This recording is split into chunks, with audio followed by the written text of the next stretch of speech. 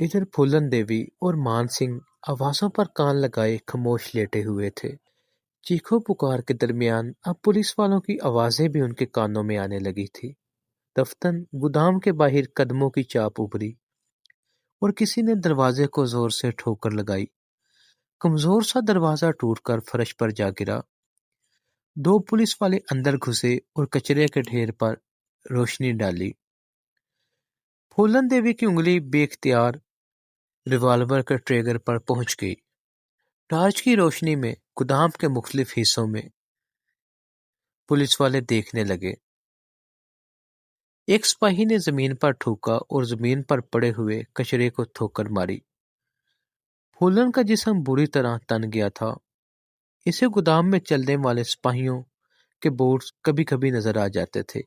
ایک دفعہ ٹارچ کی روشنی عین اس کی آنکھوں پر پڑی۔ اس کے ساتھ ہی رائفل پر اس کی گرفت مضبوط ہو گئی، تاہم وہ بدحواس نہیں ہوئی اور خود کو فائر کرنے سے باز رکھا۔ اس نے محسوس کیا کہ سپاہی ڈبوں اور بوریوں کو اٹھا اٹھا کر ادھر ادھر پھینک رہے ہیں۔ وہ ساتھ ساتھ گالیاں بھی بکتے جاتے تھے۔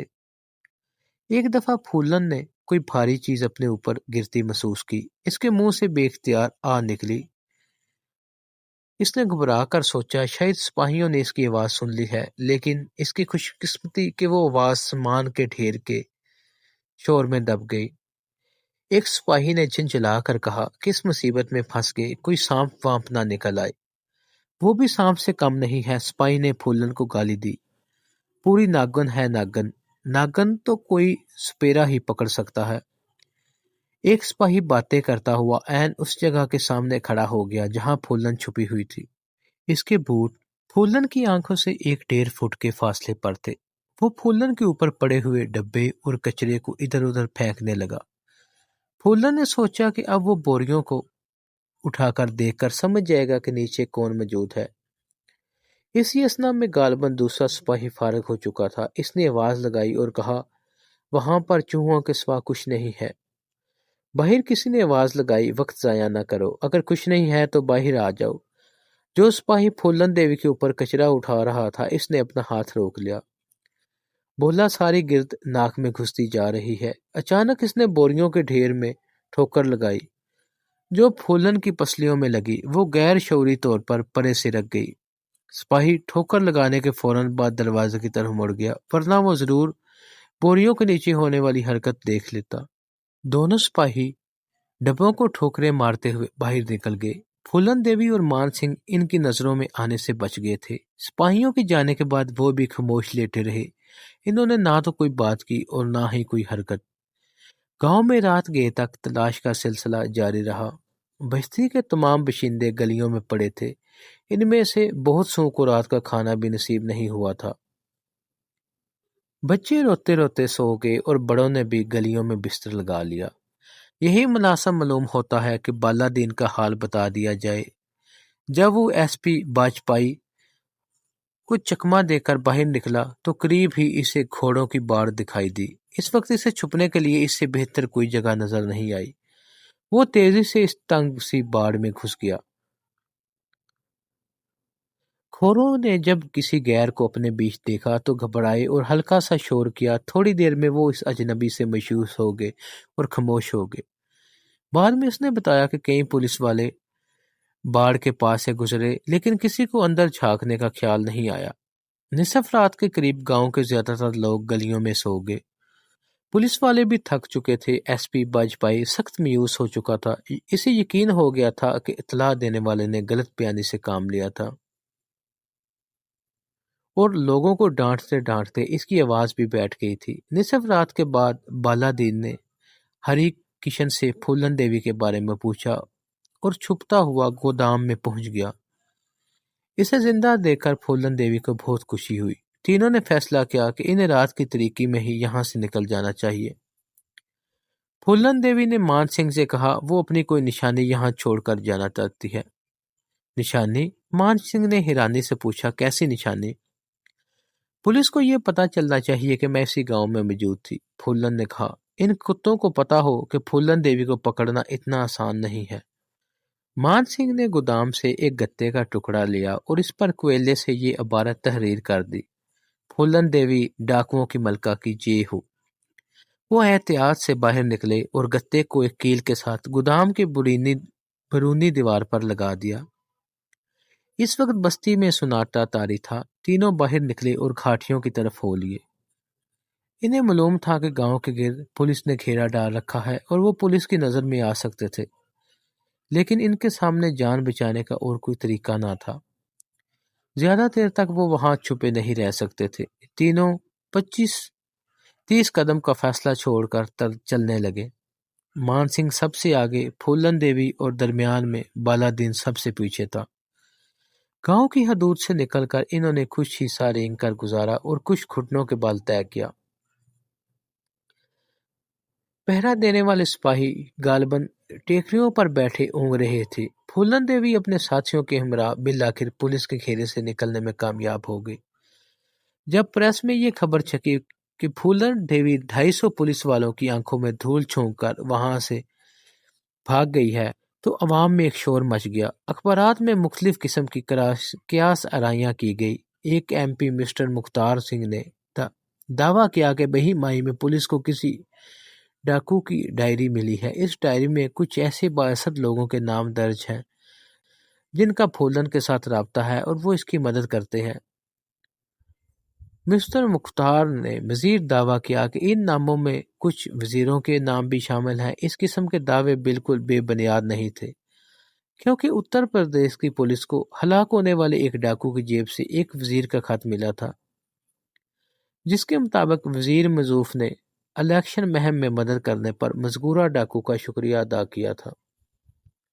गलौली से फरार के बाद फूलन और इसके साथी रात का बकिया हिस्सा सफ़र करते रहे। जब इन्हें यकीन हो गया कि वो पुलिस की पहुंच से महफूज हो चुके हैं, तो वो आराम करने के लिए रुक गए और इनके कपड़े गंदे हो चुके थे और नींद और थकुन से इनका बुरा हाल था। इन्होंने एक पोशीदा जगह पर आराम किया और फिर आगे बढ़ने की तैयारी करने लगे।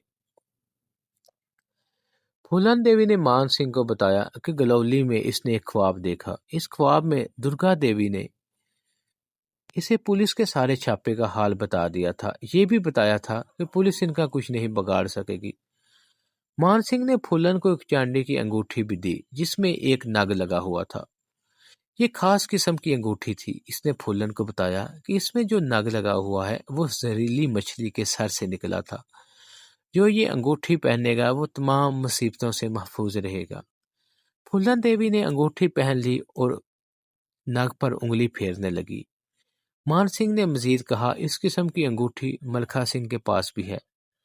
फूलन ने पूछा, तूने आगे का क्या सोचा है? मेरे ख्याल में ये बात बेहतर मालूम होती है कि हमें 2-4 महीने के लिए किसी दूसरे इलाके में चले जाना चाहिए और पुलिस का शोर ठंडा पड़ जाने तक इंतजार करना चाहिए। तू भी मूर्खों जैसी बात करता है, फूलन ने कहा। दूसरे इलाके में कैसे जाएंगे? हर तरफ तो पुलिस फंदा लगाई बैठी है। हम इधर ही रहेंगे, कहीं नहीं जाएंगे। सावन भादों तक खैरियत रही तो फिर सब ठीक हो जाएगा। बरसात शुरू होते ही पुलिस के सारे अड्डे उखड़ जाएंगे। पर ये 3 महीने गुजारेंगे कहाँ? बालादीन ने कहा। पुलिस वाले तो जगह जगह मेंढकों की तरह भागते फिर रहे हैं। हम ये वक्त इस हेडक्वार्टर में गुजारेंगे जो मुस्तकीम ने बनाया था, फूलन ने कहा। वहाँ राशन भी है, असला भी है और छुपने की बहुत जगह भी है। मुझे यकीन है कि वहाँ हमारे और साथी भी हमसे मिलेंगे। मान सिंह ने खदशे का इजहार करते हुए कहा, अगर पुलिस वहाँ पहुँच गई तो हम पुलिस का मुकाबला नहीं करेंगे, फूलन ने कहा। ना ही पुलिस के रास्ते में आएंगे। अगर पुलिस इस तरफ आएगी तो इधर उधर निकल जाएंगे या ऐसी छुपने की जगह बनाएंगे जो पुलिस को नजर ना आए। मान सिंह इस बात से मुतफिक नहीं था, लेकिन चौंका। वो फूलन देवी को अपना सरदार मान चुका था, इसलिए कुछ नहीं बोला। अगले रोज मज़कूरा हेडक्वार्टर पर वो लोग पहुंच गए और फौरन ही काम में लग गए। इन्होंने गारों के अंदर कई ऐसी जगह बना ली जिनको जाहिर तौर पर देखना मुमकिन नहीं था। ये इनकी खुशकिस्मती थी या महज इत्तेफाक कि इस तरफ किसी पुलिस पार्टी ने रुख नहीं किया था। 3 महीने खैरियत से गुजर गए। बरसात का मौसम शुरू हो गया और फील्ड ऑपरेशन वाले ने अपने डेरे पर डंडे लपेटकर वापस चले गए। जुलाई के महीने में फूलन देवी ने गुराहपुर जाने का फैसला किया। اسی رات آسمان پر گھنے بادل چھائے ہوئے تھے اور بارش کے آثار نمایاں نظر آتے تھے۔ دریا پار کرنا بھی ایک مسئلہ تھا کیونکہ پولیس نے ملاحوں کی تمام کشتیاں ضبط کر رکھی تھی، لیکن پھولن دیوی اور مان سنگھ دریا کے کنارے پیدل چلتے ہوئے پل کے قریب پہنچ گئے جو کالپی کے قریب واقع تھا۔ اسی اثنا میں تیز بارش شروع ہو گئی اور دونوں پانی میں کود گئے۔ یہ دیکھ کر انہیں بڑی حیرت ہوئی کہ پل پر پولیس کا پہرا نہیں تھا۔ انہوں نے اسی تیز بارش میں پل پر پاس کیا اور گراہو پورو کے راستے پر ہو لیے۔ ان دنوں رکشا بندھن کا تہوار ہونے والا تھا۔ پھولن اس میں شرکت کرنا چاہتی تھی۔ جب پھولن نے آدھی رات کے وقت اپنے باپ کو جگایا تو وہ یہ دیکھ کر جنگ رہ گئے کہ ان کی بیٹی زندہ صحیح سلامت ان کے سامنے کھڑی تھی۔ وہ اپنے بہن بھائیوں سے پیار پا کر بہت خوش ہوئی۔ پھولن کے باپ دیو دین کی تو نیند ہی اڑ گئی۔ تو یہاں کیوں آئی ہے؟ اس نے غصے سے کہا۔ پولیس والے صبح شام یہاں چکر لگاتے ہیں، اگر انہوں نے تجھے یہاں دیکھ لیا تو ہمیں بھی تیرے ساتھ باندھ کر لے جائیں گے۔ مان سنگھ نے کہا، فکر مت کر چاچا، ہم اتنے بیوقوف نہیں ہیں۔ فکر کیوں نہ کرے، دیو دین نے کہا، اس چھوکری نے ہمیں بڑے دکھ دیے ہیں۔ پھولن کی ماں مولا غصے سے بولی، جو سکھ دیے ہیں اس کا ذکر مت کرنا، تو میری بیٹی کی جان کب چھوڑے گا؟ چلی جاؤں گی، پھولن نے کہا، شور مت مچا، میں تو یہ جانوں تو نہ مجھے اپنا سمجھتا ہے نہ میرے دکھ کو اپنا سمجھتا ہے۔ مان سنگھ نے کہا، چچا ہم 2 روز کے لیے آئے ہیں، واپس چلے جائیں گے، ہمیں تو یہ بتا کہ چھپنے کی جگہ بھی ہے یا نہیں۔ دیو دین کی ایک عزیز کے گھر میں زر زمین کمرہ بنا ہوا تھا، وہ اس کے بھروسے کا آدمی تھا۔ اس نے اسی وقت جا کر اسے جگایا، ساری بات سمجھائی اور پھولن اور مان سنگھ کو زر زمین کمرے میں بھجوا دیا۔ گاؤں میں پھولن کے ہمدرد زیادہ تھے، تاہم چند ایک دشمن بھی تھے۔ اس میں اس کے تایا کا بیٹا مایا دین بھی شامل تھا۔ دوسرے دن ایک پولیس پارٹی گاؤں میں وارد ہوئی اور مختلف گھروں سے پوچھ تاچھ کر کے واپس چلی گئی۔ رات کے وقت مان سنگھ نے پھولن سے کہا، تیرا باپ ٹھیک ہی کہتا ہے، یہاں واقع ہی صبح شام پولیس والے چکر لگاتے رہتے ہیں، یہاں رہنے میں خطرہ ہے، ہمیں جلدی یہاں سے نکل جانا چاہیے۔ برسات تو تھم لینے دے، پھولن نے کہا، چلے جائیں گے۔ برسات میں نکلنا زیادہ بہتر ہے، مان سنگھ نے کہا۔ نیپال کی سرحد کے قریب دیور یان نامی ایک گاؤں ہے، وہاں میرے کچھ رشتے دار رہتے ہیں، میں سوچ رہا ہوں کہ کچھ عرصے کے لیے وہاں چلے جائیں۔ کتنی دور ہے یہ گاؤں؟ 200-250 میل دور ہوگا، مان سنگھ نے کہا، وہاں کچھ عرصہ امن چین سے گزر جائے گا۔ پھولن نے اس بات سے اتفاق کیا، وہاں رہنا خطرناک تھا۔ دونوں نے رات کے وقت نکل جانے کا فیصلہ کیا۔ اسی رات ایک مخبر نے پولیس کو اطلاع دی کہ پھولن گراہ پورو میں موجود ہے، اور رات کی تاریکی میں جس وقت پھولن اور مان سنگھ گھر سے نکلے، اس کے تھوڑی دیر بعد ایک مسلح پارٹی گاؤں میں داخل ہو گئی اور گھروں پر چھاپے مارنے شروع کر دیے۔ پھولن دیوی اور مان سنگھ اس کارروائی سے بے خبر جنگل کی طرف بڑھتے رہے۔ اگلے روز ان کا سامنا اچانک 4 افراد سے ہو گیا۔ انہوں نے پولیس کی وردیاں پہن رکھی تھی اور ایک جگہ سو رہے تھے۔ ان کی وردیاں میلی تھی اور بار لمبے تھے۔ مان سنگھ نے اندازہ لگا لیا کہ یہ ڈاکو ہیں، لیکن وہ یہ فیصلہ نہیں کر سکا کہ وہ کس گروہ سے تعلق رکھتے ہیں۔ قدموں کی آواز سن کر ایک ڈاکو کی آنکھ کھل گئی۔ اس نے آنکھ چپکاتے ہوئے پھولن اور مان سنگھ کی طرف دیکھا۔ اچانک وہ چلایا، یہ کھتیا پھولن دیوی ہے۔ اس کے ساتھ ہی اس نے اپنی رائفل کی طرف ہاتھ بڑھایا۔ اس کے دوسرے ساتھی بھی بیدار ہو گئے اور تیزی سے اپنے رائفلوں کی طرف لپکے۔ مان سنگھ نے پھولن کا ہاتھ پکڑا اور اسے کھینچ کر ایک جھاڑی کے پیچھے کر لیا۔ پھر فوراً ہی جنگل میں فائرنگ کی آواز گونجنے لگی۔ پھولن ایک لمحے کی تاخیر کیے بغیر جوابی فائرنگ شروع کر دی۔ چاروں ڈاکو ادھر ادھر بکھر گئے۔ مان سنگھ نے پھولن کو پیچھے ہٹنے کا مشورہ دیا کیونکہ ان کے مد مقابل 4 آدمی تھے، لیکن پھولن پیچھے ہٹنے کے بجائے آگے بڑھ کر فائرنگ کرنے لگی۔ یہ کون لوگ ہیں؟ اس نے پوچھا۔ ان کے سرگنا کا نام سریندر سنگھ ہے، مان سنگھ نے پھولن کو بتایا۔ پولیس نے اس گروہ کے 5 آدمی ہلاک کر دیے ہیں، یہ تمہارے خون کے پیاسے ہیں۔ یہ کتا پیاسا ہی مرے گا، پھولن نے کہا۔ پھر وہ فائر کرتی ہوئی آگے بڑھنے لگی۔ سریندر سنگھ اور اس کے ساتھی گھبرا گئے۔ ان کے آس پاس چھپنے کی کوئی مکیل جگہ بھی نہیں تھی۔ پھولن نے انہیں پیچھے ہٹنے پر مجبور کر دیا تھا۔ مان سنگھ جو ایک ٹیلے کی اور سے فائرنگ کر رہا تھا باہر آ گیا کیونکہ دوسری طرف سناٹا ہو گیا تھا۔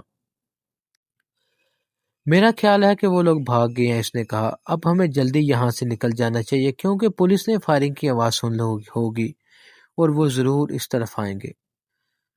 پھولن نے اس کی بات کا کوئی جواب نہیں دیا۔ وہ ایک پیڑ کی طرف منہ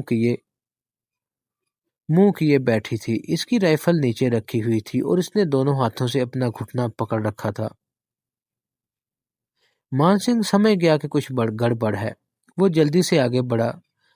پھولن کی پتلون اور دونوں ہاتھ خون سے سرخ ہو رہے تھے۔ مان سنگھ نے جلدی سے اس کا پونچا اوپر کیا اور زخم کا جائزہ لیا۔ گولی گھٹنے کے سائڈ سے گوشت کا ٹکڑا اڑاتی ہوئی گزر گئی تھی۔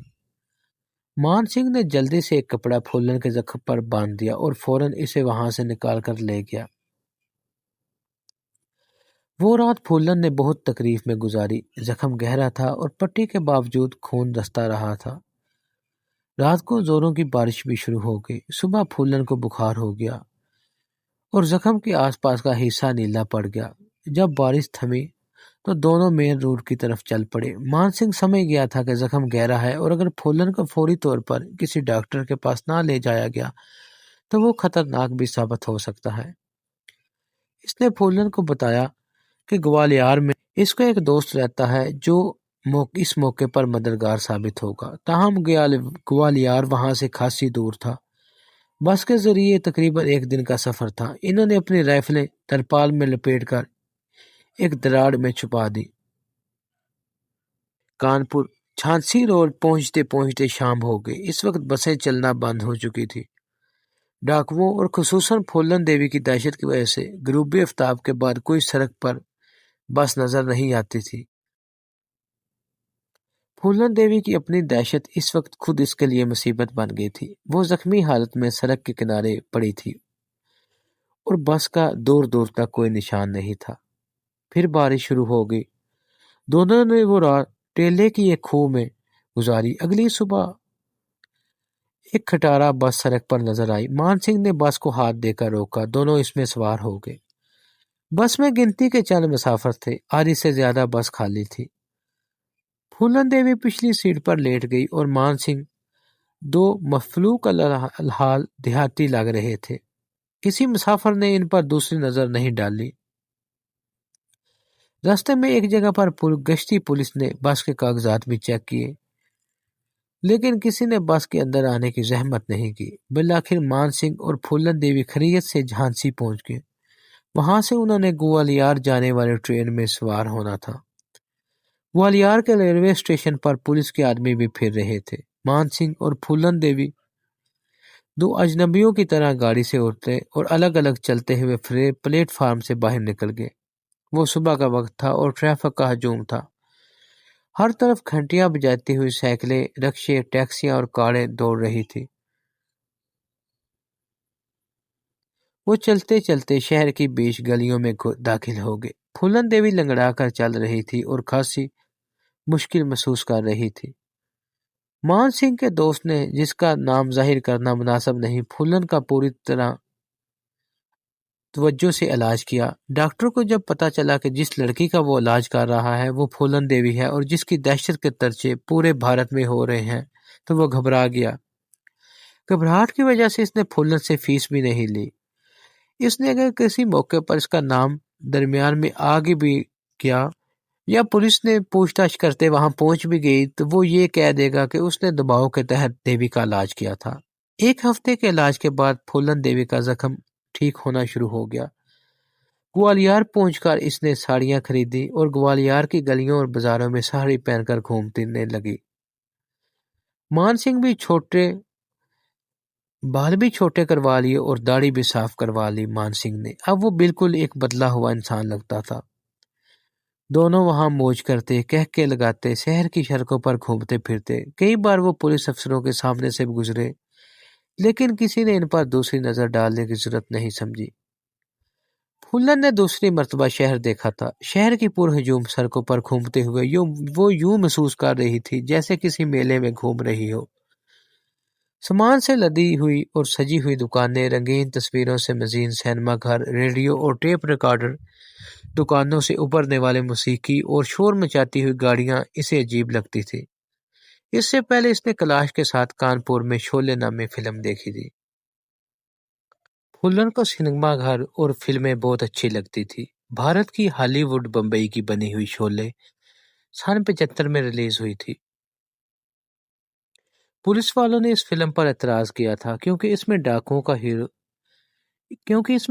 को हीरो बनाकर पेश किया गया था। एक सीन में डाकुओं को एक खान के तमाम अफराद को कत्ल करते हुए दिखाया गया था, यहाँ तक कि कत्ल की होलनाक जज़ियात को स्लो मोशन में दिखाया गया था। एक साबिक एसपी मोहन दास मनी ने बताया कि आगरा के नवाब में कत्ल के 3 वारदातें ऐसी हुई थी जिनमें कत्ल का तरीकाकार शोले फिल्म से मिलता जुलता था। गिरफ्तार होने वाले एक डाकू ने बाद में बयान दिया कि हमारे सरदार ने कहा था कि वो शोले स्टाइल का इंतकाम लेंगे।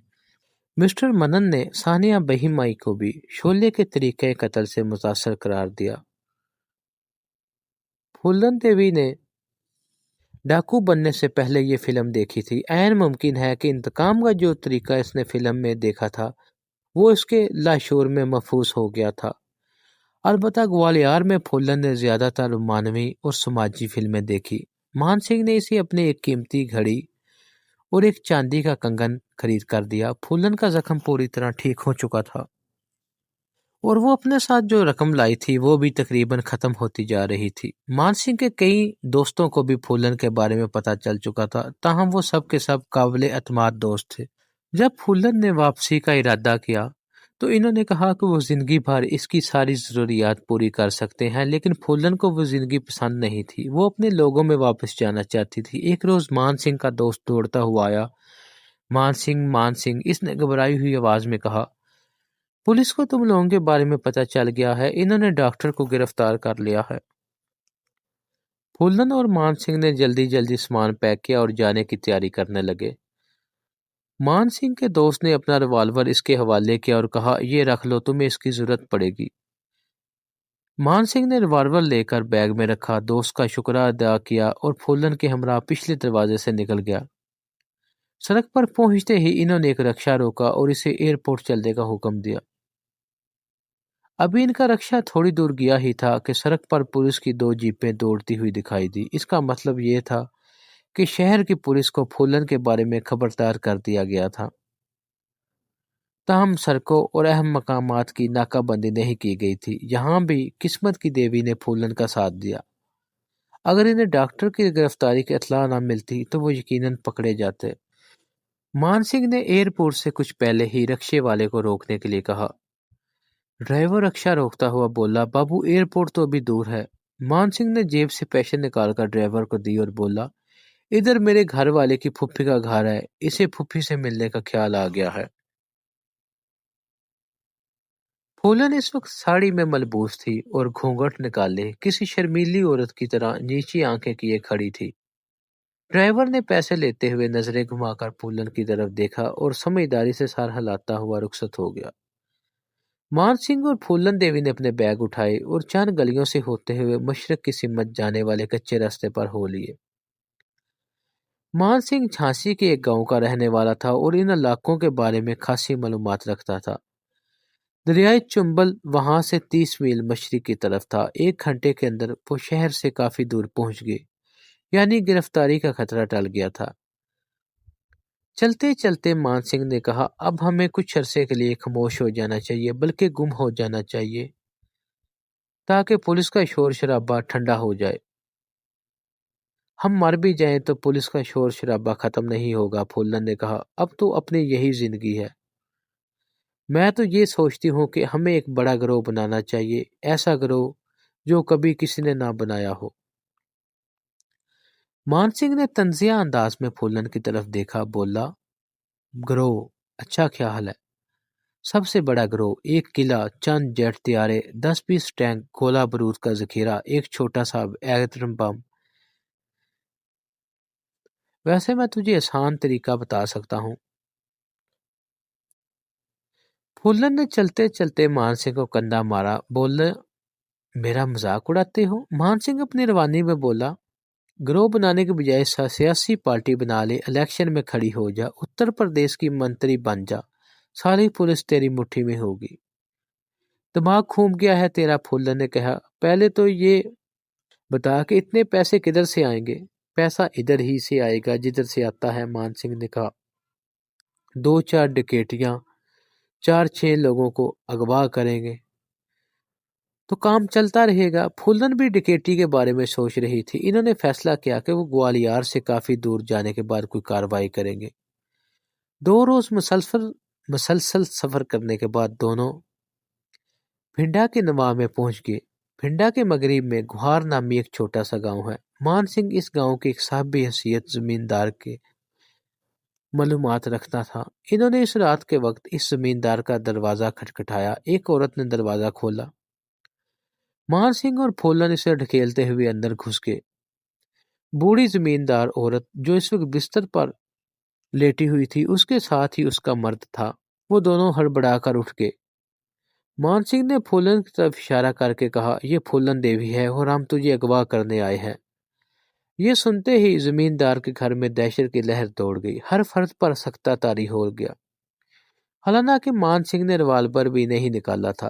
زمیندار کے بیٹے بھی گھر میں موجود تھے اور ان کے پاس شاٹ گن بھی تھی۔ ان کے دل میں مزاحمت کا خیال بھی پیدا نہیں ہوا۔ انہیں اس بات کا پورا یقین تھا کہ پھولن کے مسلح ساتھی پورے گاؤں کو گھیرے میں لے چکے ہوں گے اور اگر کسی نے ذرا سی چوں چرا کی تو ان کا گاؤں دوسرا بہی مائی بن جائے گا۔ یہ بات تو کوئی سوچ بھی نہیں سکتا تھا کہ 2 نہتے آدمی اغوا کرنے کے لیے کسی کے گھر میں داخل ہو سکتے ہیں۔ بوڑھے زمیندار نے ہاتھ جوڑتے ہوئے کہا، مہاراج میں تم لوگوں کی سیوا کرنے کے لیے تیار ہوں، مجھے چھوڑ دو۔ پھولن نے کہا، ہمیں 10,000 روپے چاہیے۔ دیوی جی اتنی رقم تو ہمارے پاس نہیں ہے، زمیندار نے کہا، ہم کچھ نقدی اور کچھ زیور تیری سیوا میں پیش کر سکتے ہیں۔ پھولن دیوی خود بھی کوئی لمبی کاروائی نہیں کرنا چاہتی تھی، بولی، جو کچھ تیرے پاس ہے لے آ، اگر مال کم ہوا تو تجھے ہمارے ساتھ جانا پڑے گا۔ گھر کی عورتیں زیور نکال لائیں، مردوں نے نقدی لا کر چارپائی پر ڈھیر کر دی۔ نقد رقم کے علاوہ 2,000 روپیہ بھی تھا۔ یہ تو بہت کم ہے، پھر پھولن نے کہا، اور کیا ہے گھر میں؟ بوڑھے نے ہاتھ پھیلائے، اور کچھ نہیں دیوی جی۔ مان سنگھ نے پھولن کو اشارہ کیا، اتنا ہی کافی ہے۔ انہوں نے زیور اور نقدی تھیلے میں ڈالی اور گھر والوں کو دھمکاتے ہوئے باہر نکل گئے۔ آپریشن پھولن اب additional I G police mister چشروت کی نگرانی میں دے دیا گیا تھا۔ وہ ہر ہفتے اپنے متحد افسروں کی میٹنگ بلاتا اور ایک ہی سوال کرتا، یہ مکار عورت کہاں ہے اور تم لوگ اب کب تک اسے ڈھونڈتے پھرو گے؟ اس سوال کے جواب میں کچھ افسر ایک دوسرے کی طرف دیکھنے لگتے اور کچھ اپنی کارروائیوں کا حال بیان کرنے لگتے۔ پولیس کے نوجوان ٹھیک کام کر رہے ہیں۔ فیلڈ آپریشن کیمپ ختم کر دیا گیا ہے۔ ایک تو بارشیں شروع ہو گئی ہیں اور دوسرا ہمارے جوان کئی مہینوں سے گھر نہیں گئے تھے۔ ایک وجہ یہ بھی تھی کہ سپاہیوں میں بد دلی پیدا ہو گئی تھی۔ کئی سپاہی ڈاکوؤں کے ساتھ مقابلے میں ہلاک ہو چکے تھے۔ وہ کھاٹیوں میں نکلتے ہوئے خوف محسوس کرنے لگے، کسی ہمت سے کسی وقت بھی گولی ان کے سینے کو پار کر سکتی تھی۔ ایڈیشنل آئی جی نے حکم دیا کہ جوانوں کو دوبارہ پھولن کے تعاقب میں بھیجا جائے۔ ادھر مدھیہ پردیش کی پولیس بھی ڈانٹ پیش رہی تھی۔ انہیں یہ بات معلوم ہو چکی تھی کہ پھولن کئی ہفتے تک مدھیہ پردیش کے شہر گوالیار میں اپنا علاج کرواتی رہی تھی۔ انہیں غیر مصدقہ ذرائع سے یہ خبریں مل رہی تھی کہ پھولن دیوی مدھیہ پردیش کے دیہاتوں میں کارروائی کر رہی ہے۔ مدھیہ پردیش کی آئی جی پولیس مسٹر کے پوری نے اعتراف کیا کہ پھولن دیوی کی وجہ سے ان کے علاقے میں جرائم کا تناسب بڑھ گیا ہے۔ ڈاکوؤں کے دوسرے گروہ بھی یہ ثابت کرنے پر تلے ہوئے ہیں کہ وہ پھولن دیوی سے کم نہیں ہے۔ اگرچہ مدھیہ پردیش میں بہی مائی جیسا قتل عام نہیں ہوا تھا، تاہم اغوا اور ڈکیتی کی وارداتوں میں اضافہ ہو گیا تھا۔ عجیب بات یہ تھی کہ اغوا اور ڈکیتی کی بیشتر وارداتوں میں پھولن دیوی کا نام ضرور آتا تھا۔ گرفتار ہونے والے ڈاکو پھولن کا نام احترام سے لیتے تھے۔ اور اس کی جرت و دلیری کا چرچا ضرور کرتے تھے۔ کے پوری نے یہ خیال ظاہر کیا کہ پھولن کی دہشت کی وجہ سے لوگ اس کے خلاف رپورٹ درج کراتے ہوئے ڈرتے ہیں۔ وہ اسے دیکھ کر جیبوں اور تجوریوں کے منہ کھول دیتے ہیں۔ جب پولیس واردات کی اطلاع ملنے پر کسی گاؤں میں پہنچتی ہے تو لوگ خوفزدہ ہوتے ہیں اور دبے الفاظ میں پھولن کا نام لیتے ہیں۔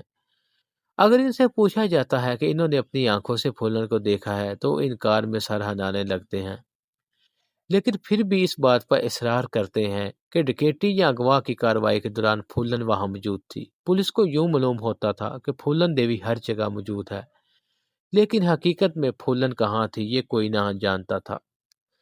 پولیس افیسر بار بار سوال کرتے تھے کہ پھولن دیوی کہاں ہے، کیا وہ چھلاوا ہے یا مفوق الفطرت قوتوں کے مالک ہے جو ہر واردات میں موجود ہونے کے باوجود نظر نہیں آتی، پکڑی کیوں نہیں جاتی۔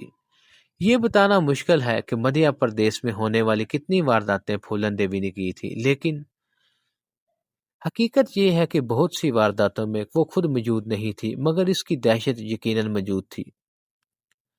وہ کچھ عرصہ مدھیہ پردیش میں گزارنے کے بعد نیپال کی سرحد کے قریب ایک قصبے میں چلی گئی تھی جس کا ایک گاؤں ریکسول تھا۔ وہ اور مان سنگھ اس قصبے میں کئی مہینوں تک رہے اور لوٹے ہوئے زیورات تھوڑے تھوڑے کر کے فروخت کرتے رہے۔ وہاں ان کا زیادہ وقت فلمیں دیکھنے میں گزرتا تھا۔ پھولن کو جنون کی حد تک فلمیں دیکھنے کا شوق تھا۔ اسے چھالیاں چبانے کی عادت بھی پڑ گئی تھی۔ وہ فلم کے دوران مسلسل چھالیاں چباتی رہتی تھی۔ وہ اسے بے خبر کہ مدھیہ پردیش اور اتر پردیش کی پولیس کی ہزاروں جوان اس کی تلاش میں گھاٹیوں میں ذلیل ہوتے پھر رہے ہیں۔ اگرچہ وہ پھولن کے لیے بہترین پناہ گاہ تھی اور وہ ساری زندگی وہاں گزار سکتی تھی، تاہم اس کے سینے میں انتقام کی آگ سلگ رہی تھی۔ اس کے دشمن نمبر ایک سری رام اور لالا رام ابھی تک آزاد تھے۔ وہ ان دونوں ٹھاکر بھائیوں کو اپنے ہاتھوں سے قتل کرنا چاہتی تھی، ان کے خون سے اپنے انتقام کی آگ کو ٹھنڈا کرنا چاہتی تھی۔ وہ درگا دیوی کی مورتی کے سامنے گھنٹوں دعا کرتی اور دونوں بھائیوں اس کے سامنے آ جائیں، صرف یہی دعا مانگتی۔ 1983 کے اوائل میں پھولن اور مان سنگھ ایک ٹرک کے ذریعے دوبارہ اتر پردیش پہنچ گئے۔ دونوں کے پاس اس وقت 2 رائفلیں اور 100 گولیاں موجود تھیں۔ ٹرک خاصا سست رفتار تھا۔ ان کا سفر 5 دن میں تمام ہوا۔ کانپور کے مغرب میں دونوں ایک سنسان مقام پر ٹرک سے اترے اور گھاٹیوں میں گم ہو گئے۔ گھاٹیوں میں پہنچتے ہی پھولن اسلحے اور جتھا جمع کرنے کی فکر میں لگ گئی۔ جو اسلحہ وہ مختلف جگہوں پر چھپا کر گئے تھے وہ غائب ہو چکا تھا۔ جلاؤ ضلع میں ایک چھوٹا سا گاؤں تھا جس میں کافی تعداد میں اسلحہ موجود تھا۔ اس سے قبل پھولن نے کبھی اس گاؤں کا رخ نہیں کیا تھا کیونکہ اس میں زیادہ آبادی ہریجنوں کی تھی، لیکن اب چونکہ اسے اسلحے کی شدید ضرورت تھی، اس لیے اس نے چند دنوں کے اندر ڈاکوؤں کا ایک چھوٹا سا گروہ بنا لیا اور مذکورہ گاؤں میں پہنچ گئی۔ وہ رات کا وقت تھا۔ پھولن نے چند ہوائر کی فائر کی اور ایک اونچی جگہ پر کھڑی ہو کر بلند آواز میں کہا، میں پھولن دیوی ہوں، گاؤں کے تمام لوگ اپنے ہتھیار میرے حوالے کر دو۔ پھولن دیوی کا نام سنتے ہی بستی میں دہشت کی لہر دوڑ گئی۔ گاؤں کا ایک بوڑھا ہمت کر کے باہر آیا اور پھولن سے کہا، پھولن دیوی ہم تو تیرے اپنے ہیں، ہم تیرے لیے مخبری کرتے ہیں۔ پولیس کئی دفعہ تیرے بارے میں پوچھتی ہوئی یہاں آئی، ہم نے کبھی تیرے خلاف منہ نہیں کھولا، آج تو ہمیں ہی لوٹنے آ گئی ہے۔ چپ ہو جا بڈھے، پھولن نے چلا کر کہا، میرا کوئی نہیں ہے، اپنی رائفلیں اور بندوقیں میرے آدمیوں کے حوالے کر دو، میں کسی کے ساتھ کوئی رعایت نہیں کروں گی۔ بوڑھے نے کہا، پھولن دیوی ان کاموں سے باز آ جا، تجھے پتا ہے کہ پولیس نے تیرے رشتہ داروں سے کیا سلوک کیا تھا، وہ انہیں پکڑ کر تھانے لے گئے تھے اور مارا پیٹا تھا، یہ ساری مصیبتیں ان پر تیری وجہ سے آئی تھی۔ پھولن بوڑھے کو دھکا دیتے ہوئے بولے، میرا کوئی رشتہ دار نہیں ہے، باوجود یہ کہ گاؤں والوں کے پاس اسلحہ موجود تھا اور وہ مقابلہ کر سکتے تھے، لیکن پھولن دیوی کی دہشت سے کسی نے ایک فائر بھی نہیں کیا۔ تھوڑی دیر کے اندر پھولن کے ساتھی 4 رائفلیں، کھانے پینے کا سامان اور بستر لوٹ کر لے آئے۔ اس واردات کے بعد پھولن نے ایک بار پھر طاقت کا نشہ محسوس کیا۔ اس کے پرانے ساتھی ایک بار پھر اس کے گرد جمع ہونے شروع ہو گئے۔ اب وہ سری رام اور لالا رام کا تعاقب کر سکتے تھے۔ اس کے ساتھیوں میں زیادہ تر مسلمان اور ہریجن تھے۔ چند ہفتوں کے اندر اس نے کافی تعداد میں اسلحہ، راشن اور رقم اکٹھی کر لی۔ اس دوران وہ مخبروں کا نظام بھی مضبوط کرتی رہے، کیونکہ پولیس کی نقل و حرکت سے آگاہ رہنا بہت ضروری تھا۔ پچھلے کچھ مہینوں کے دوران پولیس نے کئی گروہوں کا صفایا کر دیا تھا۔ ان میں سے کچھ نے ہتھیار ڈال دیے تھے، لیکن پھولن اس بات سے متاثر نہیں ہوئی تھی۔ اس نے کسی بات سے خوفزدہ ہونا نہیں سیکھا تھا۔ یہ بات اس نے بہت پہلے سیکھ لی تھی کہ زندہ رہنے کے لیے موت سے آنکھ مچولی کرنا بہت ضروری ہے۔ موت تو بہرحال آنی ہے، کیوں نہ بے خوفی سے موت کو گلے لگایا جائے۔ لیکن ایک روز پہلے اس نے ایک خبر سنی جسے سن کر اسے دلی صدمہ ہوا۔ ملکہ سنگھ نے خود کو حکومت کے حوالے کرنے کا فیصلہ کیا تھا۔ ان دنوں حکومت کے نمائندوں سے اس کی بات چیت چل رہی تھی۔ اس بات چیت کے لیے اس نے ضلع بھنڈ کے ایک گاؤں مدن پورہ کے قریب کیمپ لگایا تھا، جسے حکومت نے گوشہ امن قرار دیا تھا۔ یہ بات چیت ایک ایس پی پولیس کے ذریعے براہ راست مدھیہ پردیش کے وزیر اعلیٰ مسٹر ارجن سنگھ کے ساتھ ہو رہی تھی۔ ایس پی پولیس کا نام راجندر چترویدی تھا۔ پھولن دیوی کو یہ اطلاع پہنچانے والا مستقیم کا بھائی مسلم تھا، جو حال ہی میں ملکہ کے گروہ میں شامل ہوا تھا۔ پھولن سے اس کی ملاقات بھنڈ سے 20 میل دور دریائے چمبل کے کنارے ہوئی تھی۔ پھولن اس کی بات سننے کے بعد بولے، یہ یقین کرنے کو دل نہیں چاہتا۔ مسلم ہولے سے سر ہلانے لگا۔ بات ہی کچھ ایسی ہے کہ یقین کرنے کو جی نہیں چاہتا، لیکن بات تقریباً مکمل ہو چکی ہے، چند روز میں فیصلہ ہو جائے گا۔ ملکہ سنگھ نے مجھے بھی ہتھیار ڈالنے کا مشورہ دیا تھا، لیکن میں مستقیم کا انتقام لیے بغیر ہتھیار نہیں ڈال سکتا۔ مستقیم تمہارا بھائی تھا، لیکن میرا دوست تھا۔ ہم سب کو اس کا دکھ ہے، ہم بھی ضرور اس کی موت کا بدلہ لیں گے۔ دونوں دیر تک باتیں کرتے رہے۔ 17 جون کو ملکہ سنگھ نے مدھیہ پردیش کے وزیر اعلیٰ کے سامنے ہتھیار ڈال دیے۔ وہ پولیس کی جیب میں مقررہ جگہ پر پہنچا۔ اس جیپ کو ایس پی راجندر چترویدی چلا رہا تھا۔ ملکہ سنگھ کی پیشانی پر کالا تلک لگا ہوا تھا۔ وہ چھلانگ لگا کر جیپ سے اترا، ڈور کر ڈائس پر چڑھا، اپنی رائفل کو دونوں ہاتھ میں پکڑ کر سر سے بلند کیا اور پنڈال میں موجود ہزاروں افراد کو سلام کیا۔ وہ اس وقت پولیس کی وردی میں تھا اور وہ وردی اس پہ خوب جچ رہی تھی۔ لوگ اس کے نام کے نعرے بلند کرنے لگے، گویا وہ ایک فاتح اور سورما تھا جو طویل جنگ کے بعد واپس لوٹا تھا۔ اس کے ساتھ اس کے گروہ کے 19 ڈاکو بھی شامل تھے۔ لوگوں کو سلام کرنے کے بعد ملکہ سنگھ وزیر اعلیٰ کے سامنے جا کر جھکا، پھر اپنی آٹومیٹک رائفل، 9 mm کا ریوالور اور ایک خنجر درگا مائی کی مورتی کے سامنے رکھ دیا۔ اس تقریب سے قبل اس کی خواہش پر اسے پولیس کی جیپ میں اس کے گاؤں بلاؤ لے جایا گیا، جہاں لوگوں نے اس کا شاندار استقبال کیا۔ جب اس کی گاڑی پولیس کے دیگر گاڑیوں کے درمیان بھنڈ کی طرف روانہ ہوئی تو راستے میں جگہ جگہ ٹھٹ کے ٹھٹ اس کی ایک جھلک دیکھنے کے لیے موجود تھے۔ بہت سو نے اس کے نام کے نعرے لگائے۔ اتر پردیش کی پولیس اس ساری کارروائی پر سخت غصہ تھی۔ ایک سینئر پولیس افسر نے غصے سے کہا، اگر ایک عام آدمی ایک قتل کرتا ہے تو اسے پھانسی پر لٹکا دیا جاتا ہے، پر اگر ایک ڈاکو 2-4 درجن قتل کرتا ہے تو وہ ہیرو بن جاتا ہے۔ اور مدھیہ پردیش کا وزیر اعلیٰ بنفس و نفیس اس کے استقبال کے لیے جاتا ہے۔ اس صوبے میں انصاف نام کو رہ گیا ہے۔ میرے ہاتھ میں رائفل دے دو، پھر انہیں میرے سامنے پیش کرو اور دیکھو میں ان کا کیسا استقبال کرتا ہوں۔ اس تقریب کے ٹھیک 10 دن بعد قتل عام کی 2 بے ایمانہ وارداتوں نے ایک بار پھر بھورے بھارت کو ہلا کر رکھ دیا۔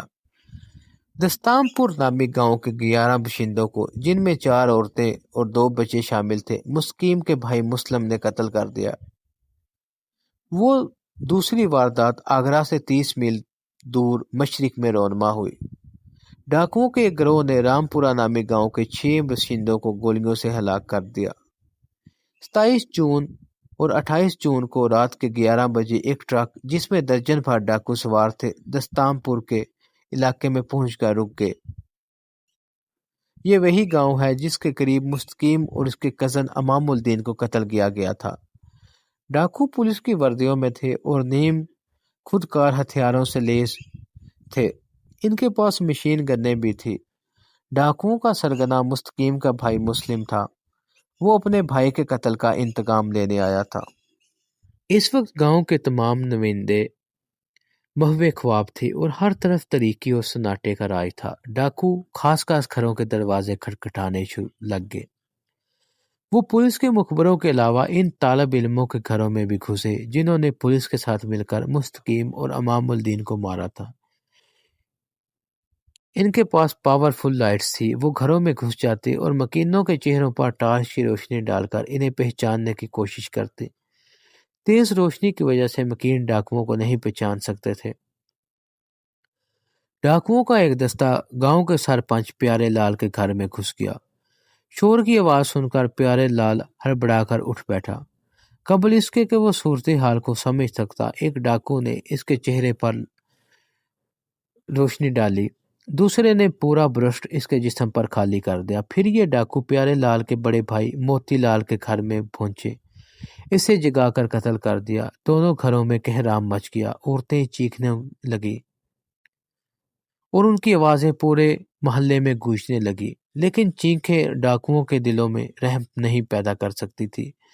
کچھ ڈاکو مکان کے اوپر چڑھ گئے اور مکینوں کو حکم دینے لگے کہ وہ اپنا اپنا نام بتائیں۔ وہ ان کے چہرے پر روشنی ڈال کر انہیں پہچاننے کی کوشش کرتے تھے۔ معلوم ہوتا تھا کہ انہوں نے پہلے سے ان افراد کی فہرست بنا رکھی تھی جن کو انہوں نے قتل کرنا تھا۔ جن طلبہ نے مستقیم کو مارا تھا، ان میں سے جو ڈاکوؤں کے ہتھے چڑھ کے ان کے ساتھ بھی بالکل وہی سلوک کیا گیا۔ مسلم کے ساتھیوں نے انہیں چن چن کر قتل کر دیا۔ ڈاکوؤں کا دستہ جو پیارے لال کے گھر میں گھسا تھا وہ انتہائی سنگ دل تھا۔ انہوں نے پیارے رام، سری رام اور رام دلاری، اس کی سالی شربتے، اس کی شادی شدہ بھانجی کانتی اور 10 سالہ پوتے کو ایک کمرے میں جمع کر کے سب کو قتل کر دیا۔ پیارے لال کا 14 سالہ بیٹا شریش جو ذہنی مریض تھا گھبرا کر بری طرح چیخنے لگا۔ ایک ڈاکو نے اسے خاموش کرنے کی بہت کوشش کی۔ جب وہ کسی طرح چپ نہیں ہوا تو اس نے اس کے سر میں گولی مار کر اسے ہمیشہ کے لیے خاموش کر دیا۔ دوسرے ڈاکوؤں نے جن لوگوں کو قتل کیا تھا ان میں گنگا چرن اور اس کا داماد اجاگر شامل تھا۔ مسلم نے پیارے لال کے ایک پڑوسی کو باہر نکالا اور پوچھا، پیارے لال کے گھرانے کے اور افراد کہاں ہیں؟ پڑوسی نے پیارے لال کے گھر کی طرف اشارہ کر کے کہا، اگر تم نے اس گھر کے تمام باسیوں کو قتل کر دیا ہے تو پھر جان لو کہ یہ پیارے لال کے گھرانے کا کوئی فرد زندہ نہیں بچا۔ تم نے یہ ظلم کیوں کیا ہے؟ مسلم نے جواب دیا، اگر کوئی پوچھے تو اسے بتا دینا کہ پیارے لال کے 2 پوتے ان لڑکوں میں شامل تھے جنہوں نے میرے بھائی کو مارا تھا۔ پھر اس نے پوچھا، گنگا چرن کہاں ہے؟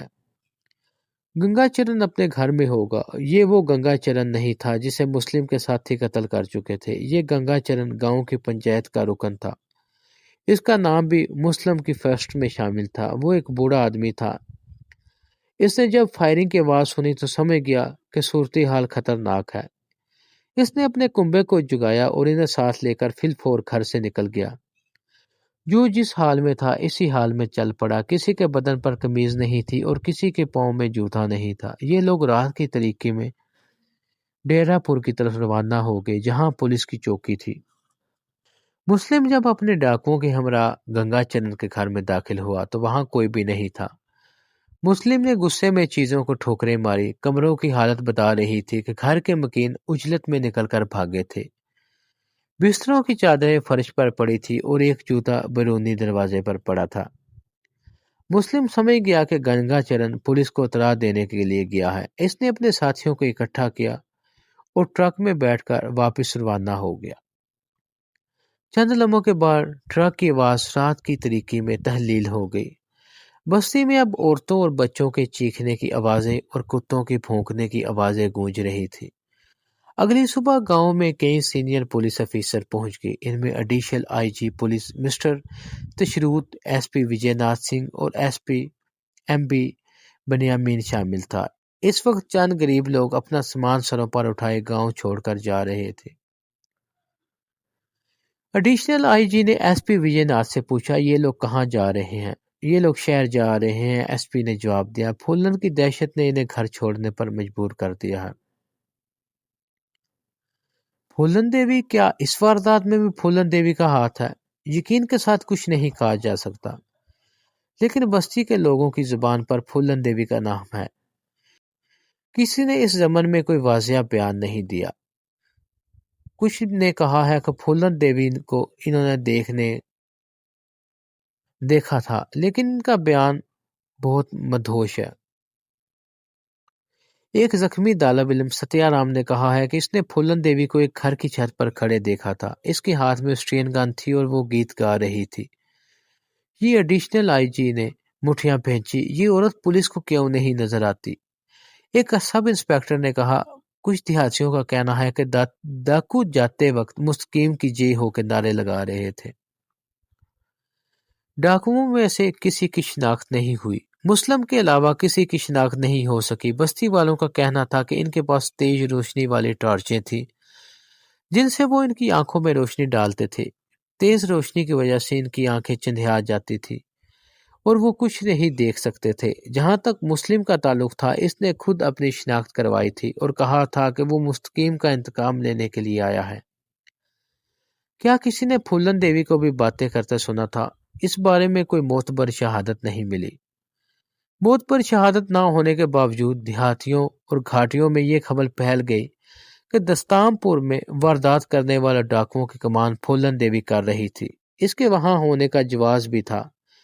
پہلی بات تو یہ تھی کہ وہ مستقیم کا بہت احترام کرتی تھی اور اس نے مستقیم کی موت پر افسوس کا اظہار کیا تھا اور اپنی جان کو خطرے میں ڈال کے اس کے گھر بھی گئی تھی۔ اس کے بعد اس کو اس بات کا دل میں سخت غصہ تھا کہ ان مخبروں کو بھی ٹکانے لگایا جائے جنہوں نے مستقیم کی مخبری کی تھی اور گلاولی میں اس کی موجودگی کی اطلاع دی تھی۔ وہ چاہتی تھی کہ یہ مخبروں کا کام تمام کیا جائے۔ ٹائمز آف انڈیا نے ایک دلچسپ خبر شائع کی۔ اس نے لکھا، پھولن دیوی ایک بیٹے کو جنم دیا ہے اور چونکہ وہ اپنے آپ بیٹے کو دودھ پلا رہی ہے، اس لیے وہ کچھ عرصے تک ڈکیتی کی کارروائیاں نہیں کرے گی۔ ادھر پولیس نے کھاٹیوں کے بجائے بستیوں کو نشانہ بنانا شروع کیا۔ کسی سمجھدار نے انہیں مشورہ دیا، تم لوگ خواہ مخواہ جنگلوں کی خاک چھان رہے ہو۔ پھولن دیوی تو کسی گاؤں میں چھپی ہوگی، اگر کھاٹیوں میں ہوتی تو اب تک گرفتار ہو چکی ہوتی۔ اس دانشور نے مشورے کے بعد پولیس کی رائفلوں کو رخ دیہاتوں کی طرف کر دیا۔ انہوں نے خاص طور پر ان دیہاتوں کو نشانہ بنایا جن میں پھولن کے رشتہ دار رہتے تھے اور یہاں ہریجنوں کی زیادہ آبادی تھی۔ بے گناہ دیہاتیوں کو کھینچ کر گھروں سے باہر نکالا گیا، ڈرا دھمکا کر پھولن کے بارے میں پوچھا گیا۔ بہی مائی اور دستام پور کی وارداتوں کی وجہ سے حکومت کو سخت تنقید کا سامنا تھا، یہاں تک کہ اتر پردیش کے وزیر اعلیٰ وشو ناتھ پرتاپ نے دباؤ سے مجبور ہو کر استعفیٰ دے دیا۔ ملکا سنگھ کے ہتھیار ڈالنے کے بعد اس کی گدی اس کے ایک رشتہ دار گھنشیام سنگھ نے سنبھال لی۔ وہ ایک روب دار اور وجیح شخصیت کا مالک تھا۔ اپنی پرکشش داڑھی اور لمبے بالوں کی وجہ سے وہ کوئی سادھو یا گرو لگتا تھا۔ کچھ ڈاکو اسے بال برماری یعنی پیدائشی سادھو بھی کہتے تھے اور کچھ مفوق الفطرت خصوصیات کا حامل اسے سمجھتے تھے۔ کالو نامی ایک ڈاکو گھنشیام سنگھ کے بارے میں کہتا ہے کہ بابا گھنشیام کے بدن پر اگر سانپ اور بچھو بھی چھوڑ دیے جائیں تو وہ اسے نقصان نہیں پہنچا سکتے۔ اگر کسی کو سانپ ڈس لے تو بابا کا رومال چھونے سے وہ زہر ٹھیک ہو سکتا ہے۔ پھولن دیوی کا مسلم اور گھنشیام سے رابطہ ہو، تاہم یہ تینوں گروہ عام طور پر الگ کارروائیاں کرتے تھے۔ پھولن دیوی نے تھوڑے عرصے میں ایک مضبوط گروہ تیار کیا تھا اور لوٹ مار کی کارروائیوں میں اضافہ کر دیا تھا۔ اس کے ساتھی نہایت وفادار اور جانسار تھے۔ ان میں ایک منا نامی ڈاکو تھا۔ جب کبھی پھولن کسی گاؤں میں ٹھہرتی تو اس کے سامنے پیش کیا جانے والا کھانا پہلے منا چکھتا تھا۔ اب پھولن جب بستیوں میں لوٹ مار کے لیے داخل ہوتی تو اسے کبھی کسی مزاحمت کا سامنا نہ کرنا پڑا۔ لوگ اس کا نام سنتے ہی ہر قسم کی مزاحمت ترک کر دیتے۔ اگر کوئی بدقسمت اپنی طاقت کا مظاہرہ کرنے کی کوشش بھی کرتا تو پھولن اسے سب کے سامنے موت کے گھاٹ اتار دیتی۔ ڈکیتی کے دوران وہ رائفل بغل میں لے کر گاؤں کے مرکزی حصے میں کھڑی ہو جاتی اور کارروائی کی نگرانی کرتی۔ مان سنگھ اس کے ساتھ کھڑا ہوتا، تاہم ساری ہدایت پھولن دیتی۔ پولیس کے ریکارڈ کے مطابق پھولن نے جو قتل کیے تھے ان کی تعداد 30 تک پہنچ گئی تھی۔ ان میں وہ قتل بھی شامل نہیں تھے جن کی رپورٹ درج نہیں کرائی گئی تھی یا جن کا علم پولیس کو نہیں ہو سکا تھا۔ پھولن دیوی کی چھٹی حس بہت تیز ہو گئی تھی۔ اسے حیرت انگیز طور پر قبل از وقت پولیس کے بارے میں پتہ چل جاتا تھا۔ کئی دفعہ ایسا ہوا تھا کہ پولیس جب اس کے ٹھکانے پر پہنچتی تو پتہ چلتا کہ وہ چند منٹ پہلے وہاں سے نکل کر گئی تھی۔ اس کا کہنا تھا کہ درگا دیوی اسے قبل از وقت خطرے سے آگاہ کر دیتی تھی۔ 26 ستمبر 1983 کو پولیس نے چند ڈاکوؤں کو جو آگ کے الاؤ کے گرد بیٹھے تھے گھیرے میں لے لیا۔ ڈاکوؤں نے صورتحال کی نزاکت کا اندازہ کرتے ہوئے مزاحمت نہیں کی اور خود کو پولیس کے حوالے کر دیا۔ ان ڈاکوؤں میں ایک کا نام لکھن سنگھ اور دوسرے کا دیا شنکر تھا۔ ان ڈاکوؤں نے پولیس کے سوالوں کے جواب دیتے ہوئے کہا کہ وہ رگھوناتھ ملا کے گروہ کے آدمی تھے، تاہم کبھی کبھی وہ پھولن دیوی کی وارداتوں میں بھی حصہ لیتے تھے۔ انہوں نے پولیس کو ان دیہات کے نام بھی بتائے جہاں پھولن دیوی قیام کرتی تھی اور جہاں اس کے ہمدرد موجود تھے۔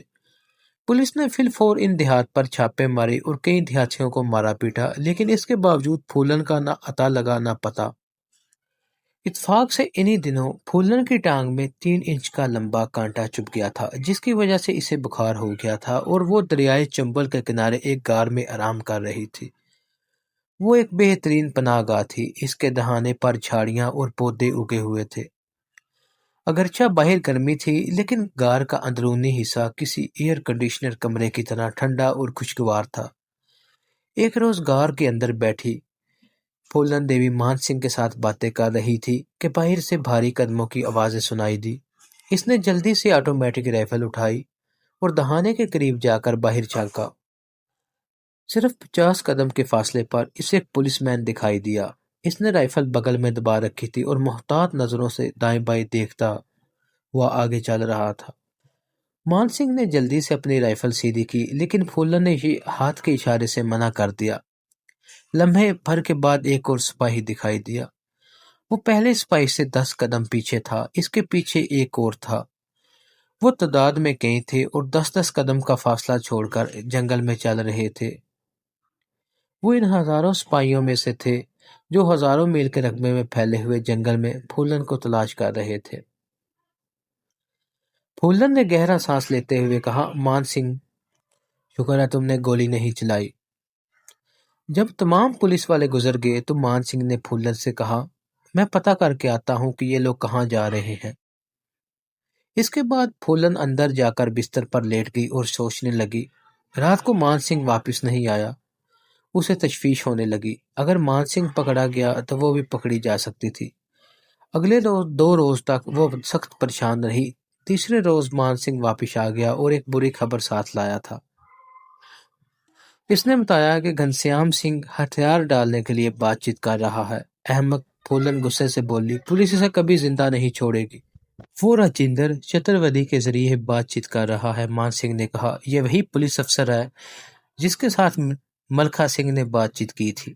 ملکھا سنگھ کی بات اور تھی۔ وہ مضبوط آدمی تھا۔ اس کے وزیروں سے تعلقات تھے، پر یہ لوگ گھنسیام سنگھ کو زندہ نہیں چھوڑیں گے۔ دیکھتے رہو۔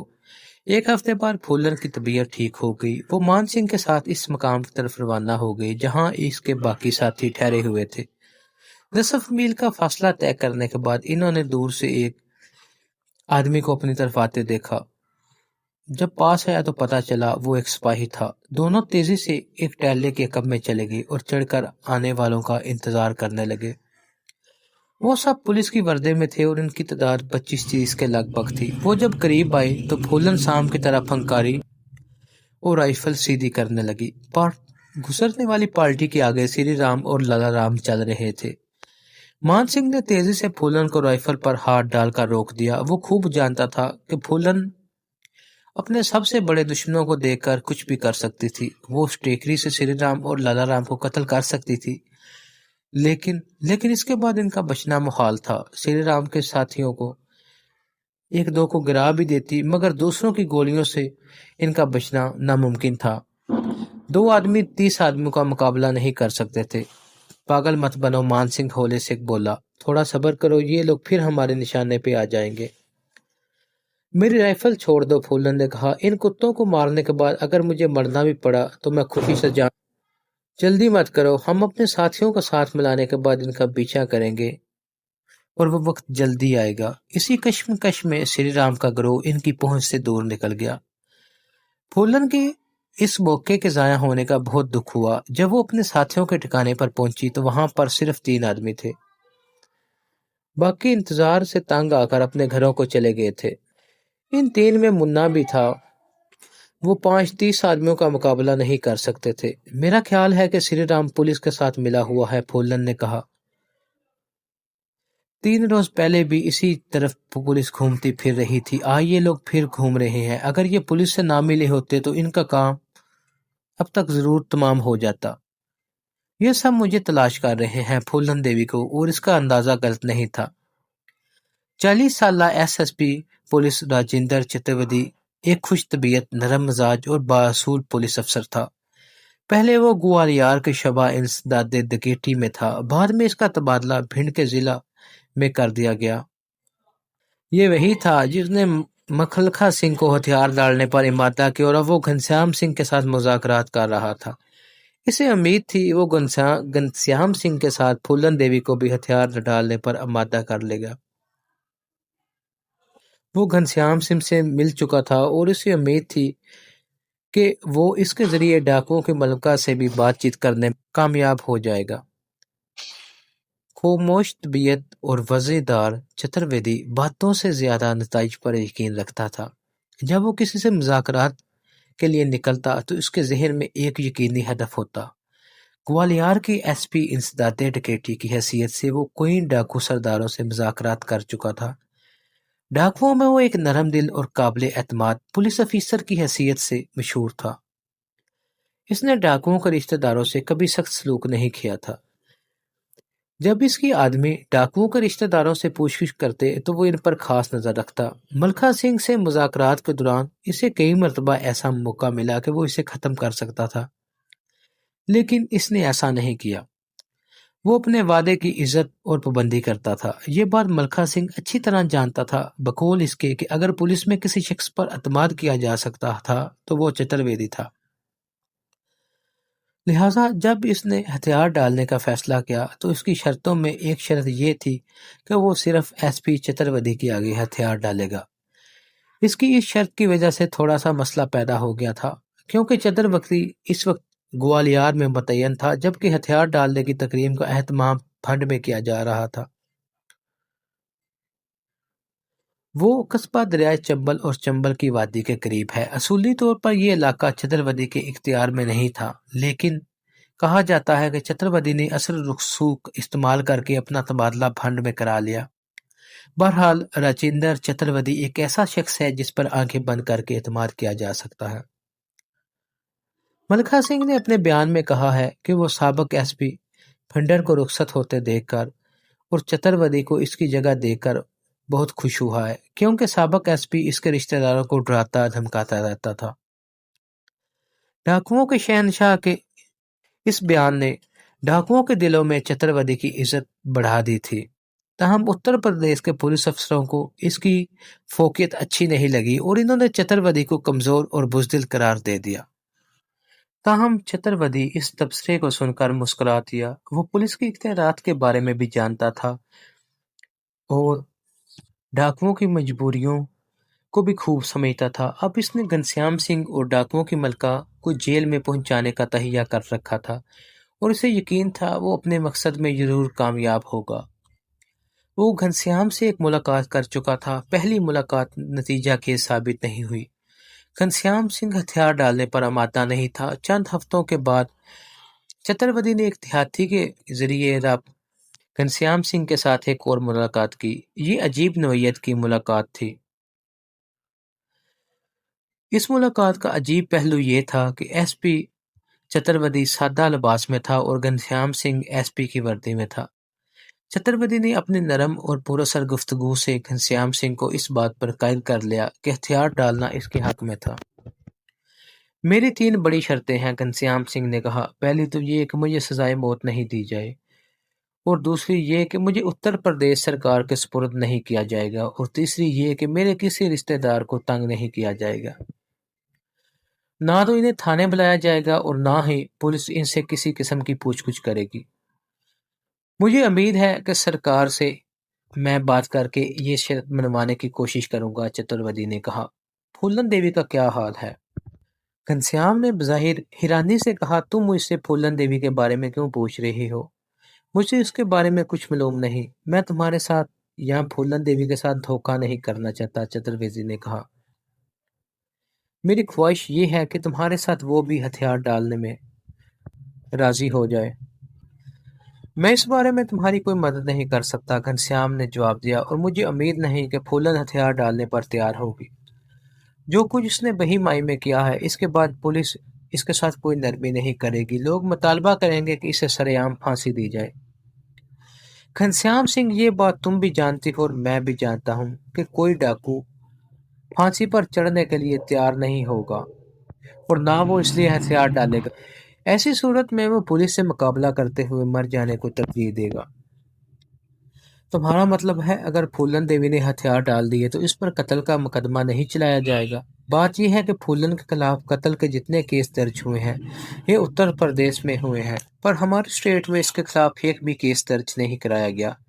زیادہ سے زیادہ ہم اس کے خلاف غیر قانونی اسلحہ رکھنے کے جرم میں پرچہ درج کر سکتے ہیں، اور تم جانتے ہو کہ یہ ایک معمولی جرم ہے۔ گھنشیام تحمل کرتا ہوا بولا، میں کسی طرح تمہارا پیغام پھولن تک پہنچا دوں گا۔ پیغام پہنچانے کے بجائے اسے بلا کر سمجھاؤ، اتر پردیش کی پولیس اسے زندہ یا مردہ گرفتار کرنے کا تہیہ کر چکی ہے۔ اس کی گرفتار بھاری بھرکم جسم کے مالک گھنشیام سنگھ نے توجہ سے ایس پی کی بات سنی اور گہرا سانس لیا۔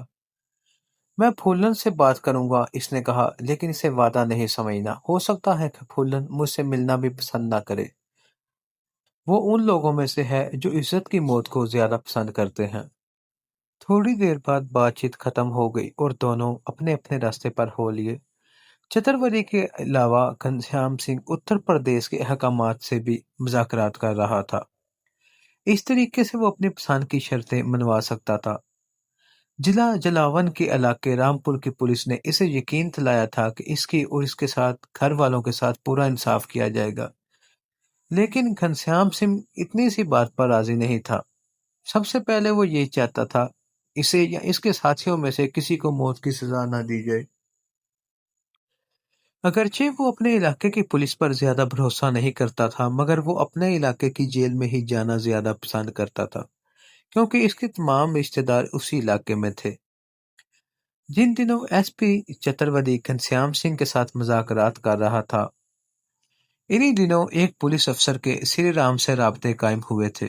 یہ ہتھیار ڈالنے کے لیے ہی نہیں بلکہ پھولن دیوی کو ختم کرنے کے لیے تھے، اور شرائط بھی وہی تھی جو 2 سال قبل وکرم ملا کے قتل کے لیے طے کی گئی تھی، یعنی اگر سری رام اور لالا رام پھولن دیوی کے خاتمے کے لیے پولیس کی مدد کرے تو پولیس اس کے گروہ کے خلاف کوئی کارروائی نہیں کرے گی، انہیں ہر طرح کی آزادی حاصل ہوگی۔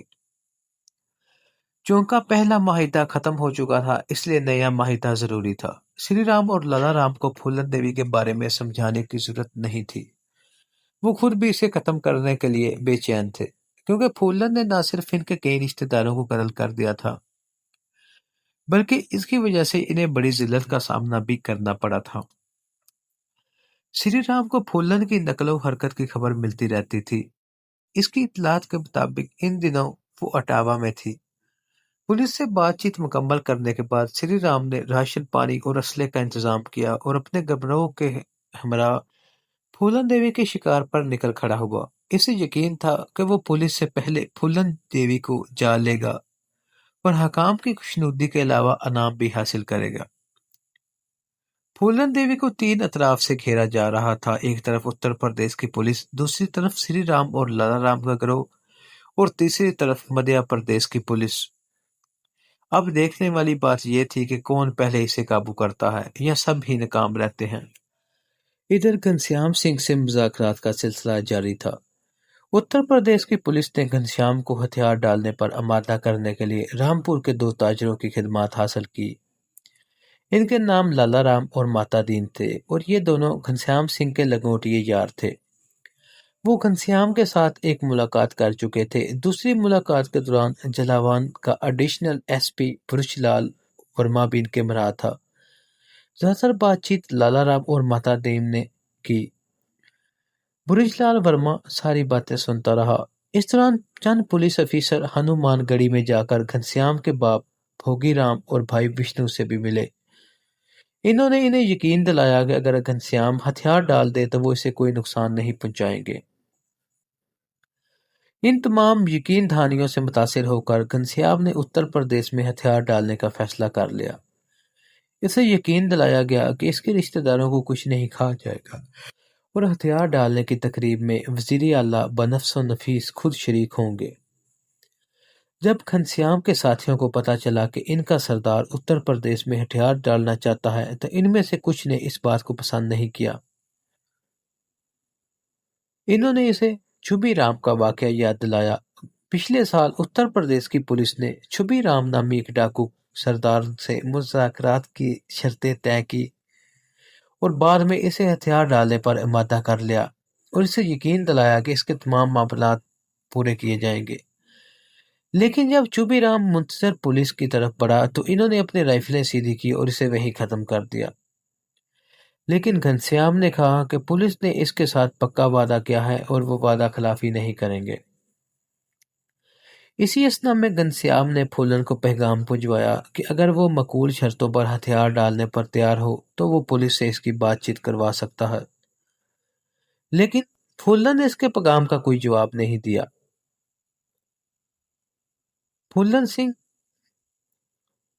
گھنشیام سنگھ پھولن کی دلیری اور ذہانت کی تعریف کرتا تھا اور اس کی سلامتی کا خواہاں تھا۔ نیز اس کے دل میں یہ خیال بھی تھا کہ اگر پھولن اس کے ساتھ ہتھیار ڈالنے پر تیار ہو جائے تو اس کی پوزیشن زیادہ مستحکم ہو جائے گی۔ ہتھیار ڈالنے والے جتنے زیادہ ہوں، پولیس کی طرف سے دھوکے کا امکان اتنا ہی کم ہو جاتا ہے۔ ہتھیار ڈالنے کی تقریب سے 2 روز قبل گھنشیام سنگھ 16 ڈاکوؤں کے ہمراہ اپنے رشتہ داروں اور عزیزوں سے ملنے کے لیے اپنے گاؤں پہنچا۔ اس وقت ضلع جلاون کا ایس پی حاکم سنگھ اپنے کئی افیسروں کے ساتھ اسی گاؤں میں موجود تھا۔ انہوں نے ہتھیار ڈالنے کی تقریب کا اہتمام سمرجیت انٹر کالج رامپورہ کے میدان میں کیا۔ تقریب کے لیے اسٹیج لگایا جا رہا تھا۔ رسمی بات چیت کے بعد ایس پی حاکم سنگھ نے گھنشیام سے پوچھا، پھولن دیوی نے کیا فیصلہ کیا ہے؟ کیا وہ بھی تمہارے ساتھ ہتھیار ڈالنے کے لیے تیار ہے؟ پھولن دیوی کا ذکر سن کر گھنشیام سنگھ کو بڑی حیرت ہوئی۔ میرا پھولن سے کوئی تعلق نہیں، اس نے جواب دیا۔ لیکن اگر وہ ہتھیار ڈالنے کے لیے تیار ہو تو تمہاری شرطیں کیا ہوگی؟ حاکم سنگھ نے کہا، شرطیں وہی ہوں گی جو تمہارے ساتھ طے پائی ہیں۔ پھانسی کی سزا نہیں دی جائے گی، اچھا سلوک کیا جائے گا، رشتہ داروں کو پریشان نہیں کیا جائے گا، اور اگر تم مسلم کو بھی ہتھیار ڈالنے پر تیار کر لو تو اس کے ساتھ بھی یہی شرطیں طے کریں گے۔ میں دونوں کو راضی کرنے کی کوشش کروں گا، گھنشیام نے کہا۔ کیا تمہیں پھولن دیوی کا ٹھکانہ معلوم ہے؟ ہاں، تھوڑا بہت اندازہ ہے۔ میں اس سے رابطہ قائم کروں گا یا پیغام بھیج کر اسے اپنے ٹھکانے پر بلا لوں گا۔ حاکم سنگھ نے پھولن کے بارے میں سوالات کرنے شروع کر دیے۔ میں یہاں اپنے رشتہ داروں سے ملنے آیا ہوں، گھنشیام نے غصے سے کہا۔ پھولن کے بارے میں جواب دینے نہیں آیا۔ اب تم لوگ جاؤ اور مجھے کچھ وقت دو کہ میں اپنے رشتہ داروں کے درمیان گزار سکوں اور 2 روز بعد گرفتاری کے لیے حاضر ہو جاؤں۔ ہو سکتا ہے تو پھولن دیوی اور مسلم کو بھی ساتھ لے آئے۔ ایس پی حاکم سنگھ نے اس کا شکریہ ادا کیا اور جیپ میں بیٹھ کر اپنے ساتھیوں کے ساتھ وہاں سے رخصت ہو گیا۔ ادھر پھولن دیوی ان دنوں اٹاوا کے گاؤں میں خیمہ زن تھی۔ وہ تھوڑی دیر پہلے دریا میں نہا کر آئی تھی اور اب بال خشک کر رہی تھی۔ دفتر ڈیوٹی دینے والے ایک ڈاکو نے مخصوص آواز میں سگنل دیا۔ اس سگنل کا مطلب یہ تھا کوئی اجنبی ان کی طرف آ رہا تھا۔ پھولن چیتے کی تیزی کے ساتھ خیمے میں گھسی اور اپنی رائفل اٹھا لی۔ ساتھ ہی اس نے اپنے ساتھیوں کو پوزیشن سنبھالنے کا حکم دیا۔ لمحے بھر کے اندر اس کے تمام ساتھیوں نے اپنے مخصوص جگہوں پر پوزیشنیں سنبھال لی۔ मान सिंह हस्बे ममूल फूलन के साथ था। कुछ देर बाद दो आदमी पुलिस की वर्दी में इनके कैंप की तरफ बढ़ते हुए दिखाई दिए। इनके लंबे बालों से अंदाजा होता था कि वो पुलिस के आदमी नहीं हैं। ताहम फूलन ने इन बातों पर यकीन करना छोड़ दिया था। पुलिस आसानी के साथ इस तरह के फरेब दे सकती थी। जब वो करीब पहुंचे तो फूलन ने इन्हें रुकने का इशारा किया। कौन हो तुम और यहाँ क्यों आए हो? दोनों रुके और एक ने कहा, मेरा नाम मनशा राम है और ये मेरा साथी राम प्रकाश है। हम फूलन देवी के लिए बाबा घनश्याम का पैगाम लेकर आए हैं। वहीं खड़े रहो, फूलन ने इन्हें हुक्म दिया। फिर इसने दो डाकुओं को इस इलाके की तरफ भेजा जिस तरफ से दोनों आदमी आए थे। वो ये देखना चाहती थी कि इनके पीछे कोई पुलिस पार्टी तो छुपी हुई नहीं। दोनों डाकू अकब में दूर तक चले गए। फिर इन्होंने वहीं से इशारा दिया कि पीछे कोई नहीं है। इशारा मिलने के बाद फूलन टहले के ओट से बाहर आ गई और दोनों को करीब बुलाया। क्या पैगाम लाए हो? राम प्रकाश ने एक रुक्का निकालकर फूलन को दिया। बाबा घनश्याम ने ये रुक्का पढ़ दिया है, इसे पढ़ लो। फूलन रुक्का इसके हाथ से झपट लिया और उल्टा सीधा करके देखने लगी। अगरचा इन पढ़ होने की वजह से वो एक लफ्ज भी नहीं पढ़ सकी, ताहम इसने ये अंदाजा जरूर लगाया कि वो रुक्का घनश्याम ही की तरफ से आया था। इसने अपने ग्रोह के पढ़े लिखे डाकू शमशेर सिंह को बुलाया और वो रुक्का पढ़ने के लिए दिया। ये ठीक कहते हैं, शमशेर सिंह ने रुक्का पढ़ने के बाद कहा। ये रुक्का बाबा घनश्याम सिंह की तरफ से आया है, इसने तुम्हें फौरन बुलाया है। मामला क्या है? फूलन ने पूछा। पापा घनश्याम ने हथियार डालने का फैसला किया है, शमशेर सिंह ने कहा। वो चाहता है कि तुम भी इसके साथ शामिल हो जाओ। फूलन देवी गुस्से से बोली, बाबा का दिमाग तो नहीं उलट गया? मैं हथियार डाल दूं? हमें क्यों डांटती हो? मनशा राम ने कहा। हम तो सिर्फ पैगाम लेकर आए हैं, आगे जैसे तेरा जी करे। तुम बात ही ऐसी करते हो, फूलन ने कहा। बाबा घनश्याम को जाकर बोल दो, मैं खुद को कुत्तों के आगे नहीं डालूंगी। धीरज देवी जी, धीरज, मान सिंह ने कहा। मेहमान दूर से आए हैं, पहले इनकी कुछ खातर तो कर दो। फूलन देवी दोनों को अपने कैंप में ले गई और कुछ खाने पीने के सामान इनके आगे रखा। हमारे पास वक्त बहुत थोड़ा है, राम प्रकाश ने कहा। हमारे पास वक्त बहुत थोड़ा है, राम प्रकाश ने कहा। हमें जल्दी वापस पहुंचना है। पापा घनश्याम इंतजार कर रहा होगा। अगर तू इससे बात करना चाहती है तो हमारे साथ चल। मान सिंह ने पूछा, शर्तें क्या तय हुई हैं? बड़ी बड़ी शर्तें तो ये हैं कि हथियार डालने वालों में से किसी को फांसी की सजा नहीं दी जाएगी। मैं ना मानूं, फूलन ने कहा। इन पुलिस वालों का कोई भरोसा नहीं, न जाने कब अपनी जुबान से फिर जाए। मान सिंह ने कहा, शर्तें बुरी तो नहीं हैं। शर्तें तो बुरी नहीं हैं, फूलन ने इसकी नकल उतारी। मैं जब तक श्री राम और लाला राम को ठंडा नहीं कर लेती, इस वक्त तक इस बात की सोच भी नहीं सकती। मनशा राम ने कहा, यह अच्छा मौका है देवी जी। अगर दो तीन गिरोह मिलकर हथियार डालें तो पुलिस धोखा नहीं दे सकती। लड़ते हुए मर जाना ज्यादा अच्छा है, फूलन ने कहा। मैं इन पुलिस वालों को बड़ी अच्छी तरह जानू हूँ। शमशेर सिंह ने कहा, मेरा ख्याल है बाबा घनश्याम से बात कर लेनी चाहिए। इसने तुम्हें बुलाया है तो वहां जाना चाहिए। फूलन को यह मशवरा पसंद आया। इसने चंद डाकुओं को कैंप में छोड़ा और बाकियों को साथ लेकर घनश्याम सिंह से मिलने के लिए रवाना हो गई। पुलिस के बारे में फूलन के खुदशात बिल्कुल सही थे। वो धोखे से इसे कत्ल करना चाहते थे। वहां से चंद मील के फासले पर चुराला गांव के करीब पुलिस का एक मुसल्ला दस्ता घास लगाए बैठा था। वो रास्ता था जहां से मनशा राम और राम प्रकाश गुजर गए थे। पुलिस ने फैसला किया था कि अगर फूलन ने घनश्याम से मिलने का इरादा किया तो वो इसी रास्ते से गुजर कर जाएगी। 1 घंटे के बाद डाकुओं की मलका कैफरे करदार को पहुंच जाएगी। एक पुलिस अफसर अपने साथियों से कह रहा था कि ये डाकू अहमक होते हैं, इन्हें फांसना कोई मुश्किल काम नहीं। पुलिस ने जब घनश्याम और फूलन से राब्ता कायम करने के लिए कहा तो इसका मकसद ही यही था कि वो फूलन को फांस के हमारे चुंगल में लाए, और इन्होंने इसी वक्त अपने आदमी इसके पीछे लगा दिए थे। जब घनश्याम ने मनशा राम और राम प्रकाश को फूलन के पास भेजा तो पुलिस के मुखबर और जासूस इनके पीछे थे। वो 3 नहीं थे बल्कि बेशुमार थे। पुलिस ने जासूसों का जाल फैला दिया था जिनके जरिए इन्हें हर लम्हा की खबरें मिल रही थी। وہ گھنشیام کی آرمیوں کا پیچھا کرتے ہوئے پھولن کے ٹھکانے تک جا سکتے تھے، لیکن جانتے تھے کہ اس طرح انہیں زبردست مزاحمت کا سامنا کرنا پڑے گا، لہٰذا انہوں نے چھپ کر جانے کا فیصلہ کیا۔ پھولن دیوی اور اس کے ساتھی دوپہر کے ساتھ اس مقام کے قریب پہنچ گئے جہاں پولیس کا مسلح دستہ گھاٹ لگائے بیٹھا تھا۔ اس وقت منشا رام اور رام پرکاش آگے تھے، ان کے پیچھے مان سنگھ اور منا تھے اور ان کے پیچھے پھولن دیوی تھی، باقی ڈاکو پھولن دیوی کے پیچھے تھے۔ دفتن جنگل کی خاموش فضا گولیوں کی آواز سے گونج اٹھی۔ پہلی گولی رام پرکاش کو لگی، وہ زمین پر گر پڑا۔ ٹھیک ہے دوستو، اب تک کے لیے اتنا ہی، ملتے ہیں اگلی ویڈیو میں، تب تک کے لیے اپنا اور اپنے آس پاس کے لوگوں کا خاص خیال رکھیے۔ اللہ حافظ۔